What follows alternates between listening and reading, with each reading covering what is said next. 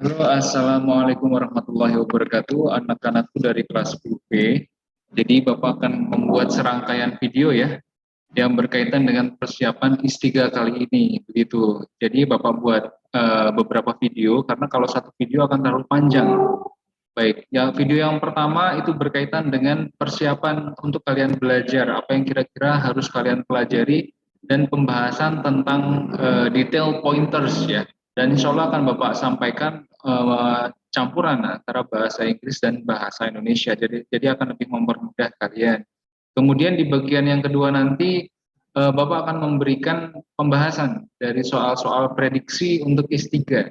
Jadi Bapak harap kalian bisa menyelesaikan semua video dan juga soal-soal yang Bapak berikan untuk kalian latihan.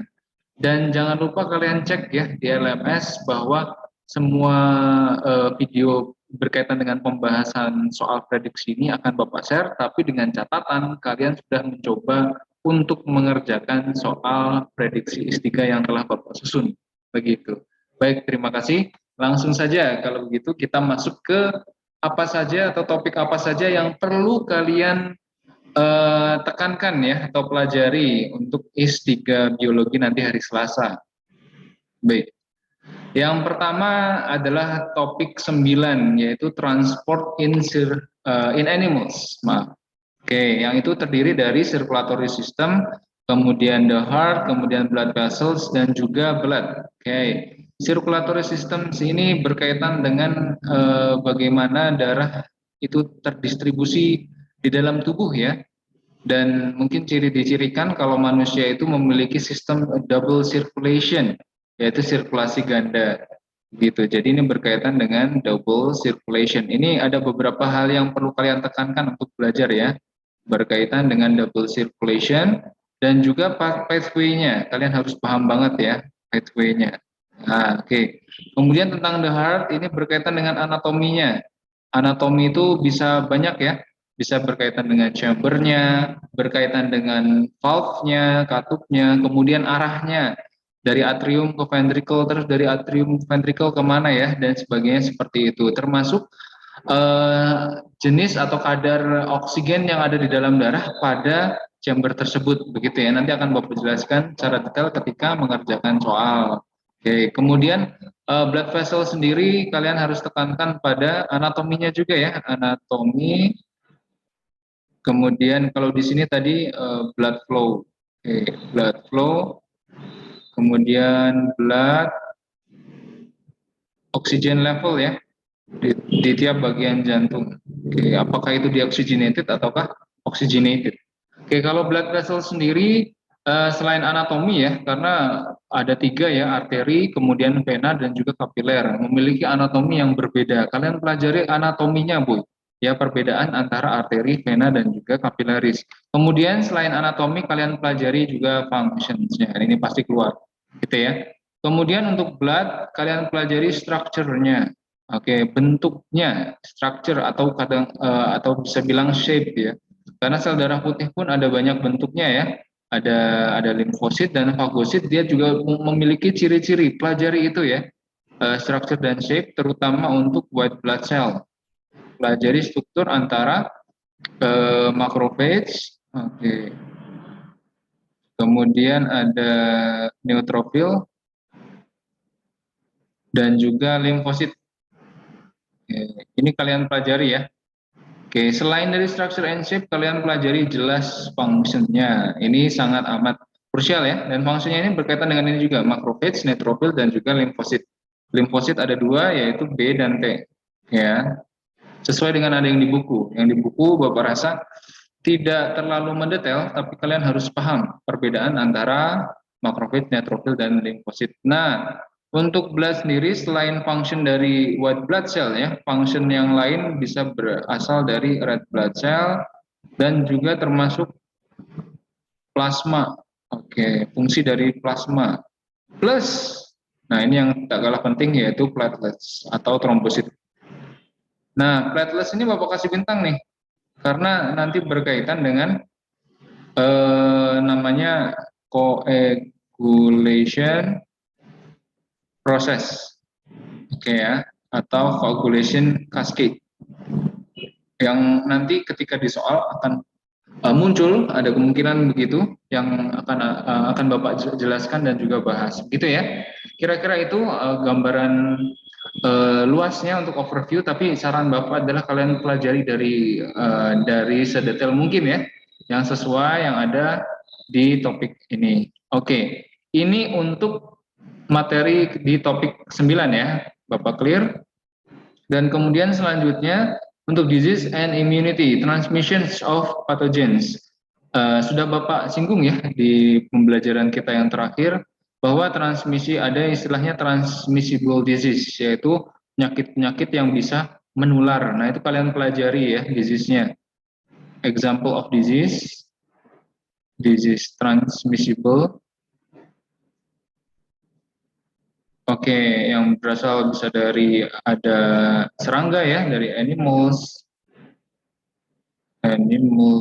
atau istilahnya direct contact ya kan. Kemudian ada airborne dan seterusnya ya. Selain itu, kalian juga harus pelajari tentang cause-nya atau istilahnya jenis patogennya ya. Dan ini masih banyak boys, animals, direct contact, airborne.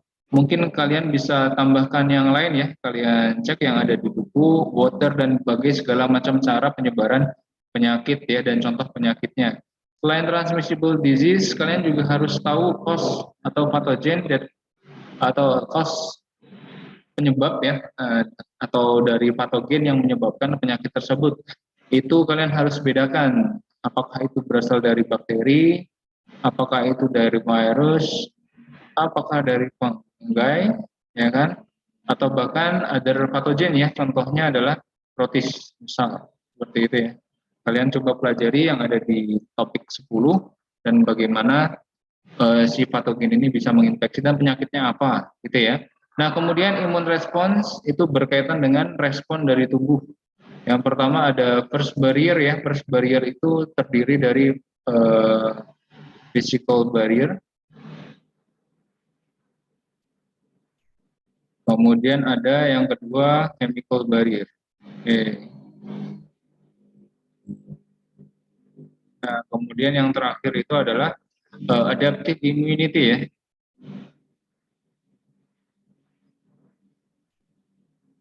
Oke. Plus di sini ada sel, maaf. Oke, sel itu sendiri. Nah, yang ketiga ini itu masuknya ke innate immunity ya.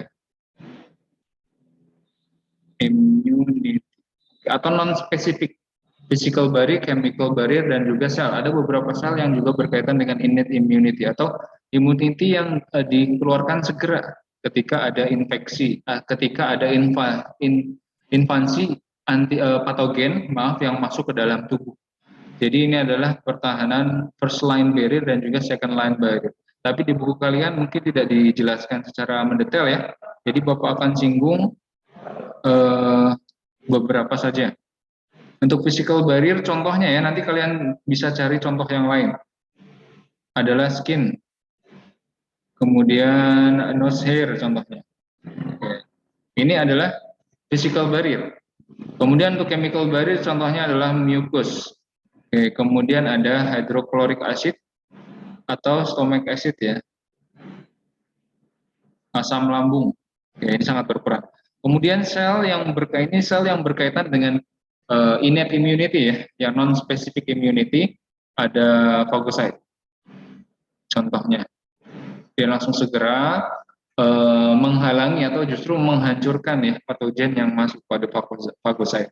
Kemudian untuk adaptive immunity ini ada banyak sebenarnya, tapi mungkin kalian bisa fokus ke limfosit saja yang terdiri dari B cell dan juga T cell. Silahkan nanti dibaca ya tentang B cell dan T cell seperti itu. Jadi seperti itu ya. Jadi Bapak kasih merah. Ini adalah innate immunity. Artinya imunitas yang tidak spesifik ya segala macam patogen. Sedangkan kalau adaptif ini spesifik terhadap penyakit tertentu, misalnya virus penyebab cacar air, gitu ya. Jadi si limfosit ini akan menyimpan informasi yang berkaitan dengan virus cacar air tadi untuk menghasilkan antibodi. begitu ya, yang spesifik untuk menyerang atau menandai si virus cacar air begitu untuk adaptif, tapi dibutuhkan waktu yang lebih lama. Nah, tentunya untuk pertahanan pertama atau yang kedua itu dibutuhkan imun respons yang cepat gitu ya, cepat tanggap, yaitu physical barrier, chemical barrier, dan juga cells itu sendiri untuk menghadang penyakit untuk masuk. Syukur-syukur penyakit bisa masuk atau penyakit tidak jadi masuk karena sudah dihalangi oleh physical barrier, chemical, dan juga sel gitu kan ya, di innate immunity, tulisannya innate ini ya, innate.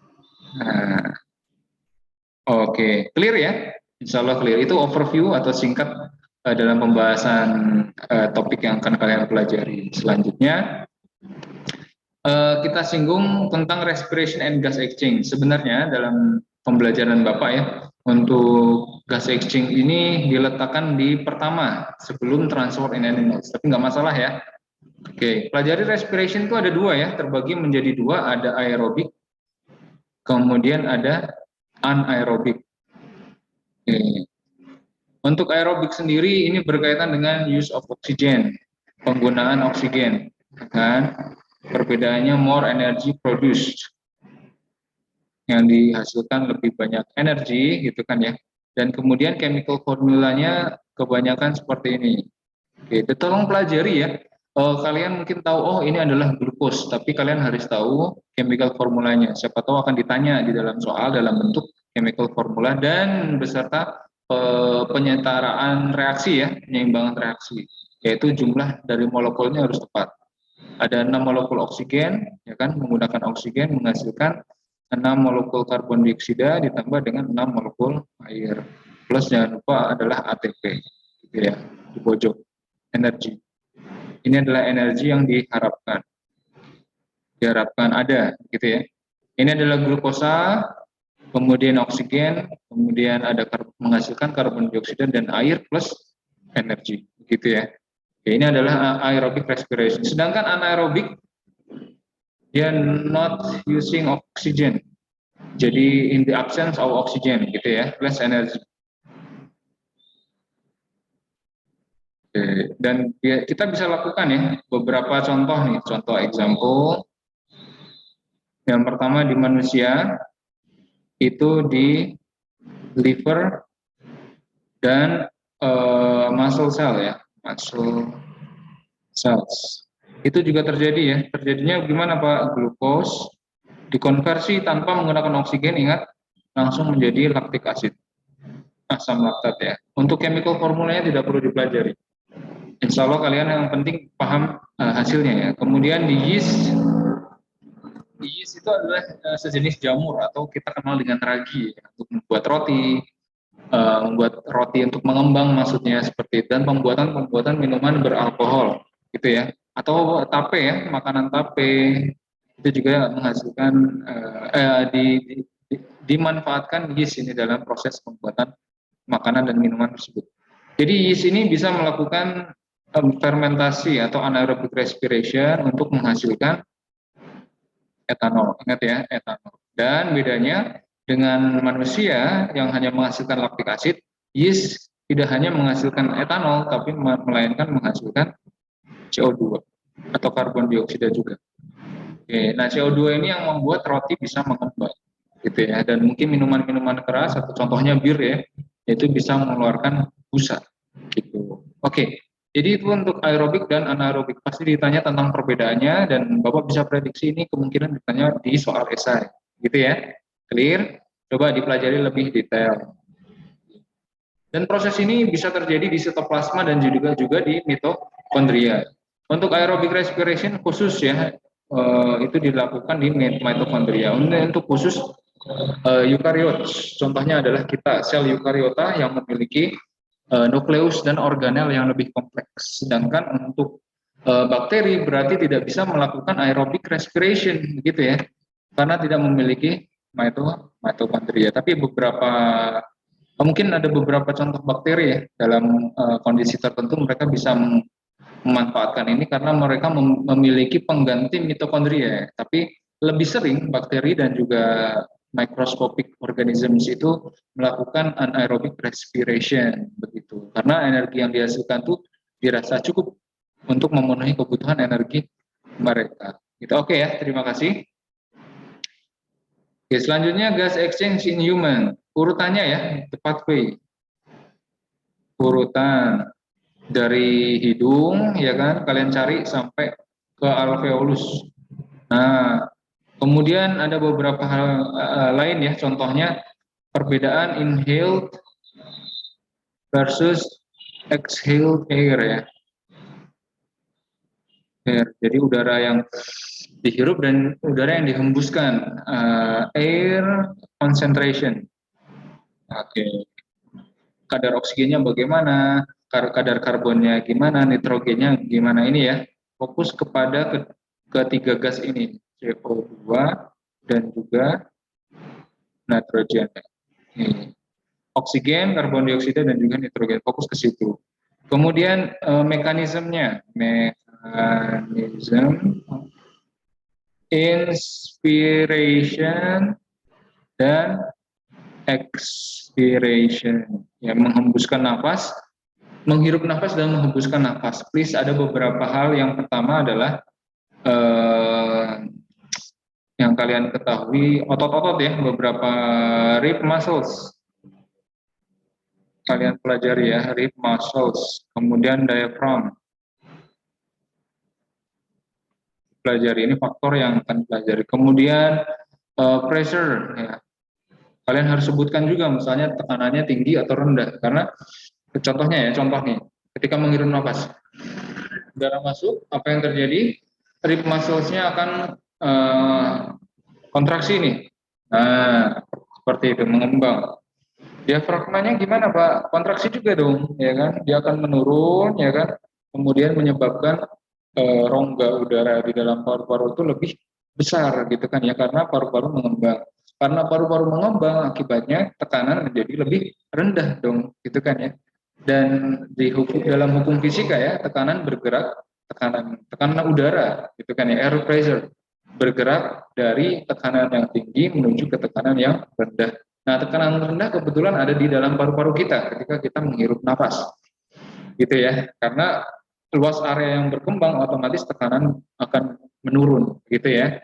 Karena tekanan itu berbanding terbalik dengan luas area, gitu ya. Nah, ketika tekanan di dalam itu rendah, sedangkan tekanan di luar itu lebih tinggi, nah udara masuk. Dan begitu juga sebaliknya ya, ketika kita mengembuskan nafas, ya rib muscles-nya gimana? Relaksasi, sehingga ototnya menjadi tulang rangkanya menjadi turun. Diafragmanya juga gimana Pak? Relaksasi juga, sehingga dia kembali naik ke posisi semula. Jadi diafragma itu bentuknya cekung ya, seperti ini. Nah, ini di atas ini lungs. Nah, ketika dia kontraksi, dia justru akan menjadi seperti ini, akan turun dari posisi yang seperti ini. Nah, ini adalah contraction of diaphragm. Nah, otot diafragma ini juga yang memisahkan antara paru-paru dan juga lambung, karena di bawah dari otot diafragma ini ada lambung, gitu ya. Oke. Sip, mungkin itu. Dan kemudian tugas exchange lainnya kalian bisa baca detailnya di situ, di topik ini. Oke ya. Baik, mungkin itu untuk video yang pertama. Untuk video yang kedua akan Bapak jelaskan berkaitan dengan detail pointers untuk IS3. Baik, terima kasih. Assalamualaikum warahmatullahi wabarakatuh.